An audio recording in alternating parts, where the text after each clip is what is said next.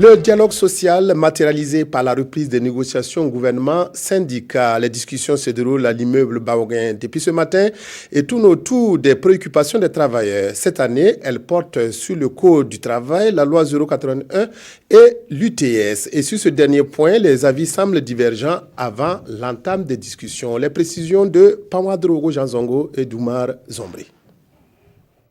D'entrée de jeu à cette rencontre qui se tient au compte de l'année 2016, les syndicats donnent la couleur en égrenant leur chapelet de préoccupations.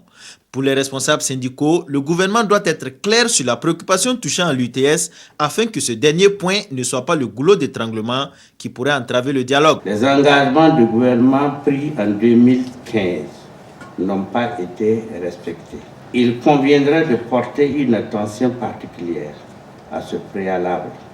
Ce préalable qui est d'autant plus justifié qu'une décision unilatérale a été prise par le gouvernement sur l'UTS au mépris des conclusions de la commission bipartite mise en place à cet effet.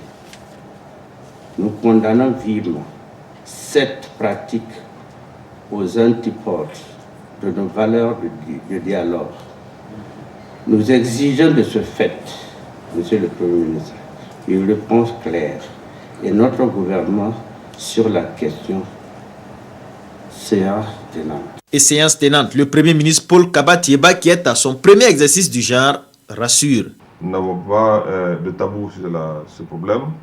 Nous en avons parlé nous-mêmes au sein du gouvernement et nous sommes ouverts à un dialogue constructif avec les partenaires syndicaux sur cette question.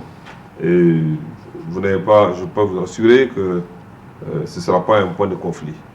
Ce n'est pas nécessaire qu'on aille à un conflit pour évoquer cette question, puisque nous sommes conscients que du dialogue, on naîtra certainement une solution consensuelle. Le Premier ministre invite les syndicats à créer des conditions pour le progrès économique et social du Burkina Faso, tout en tenant compte du contexte du moment.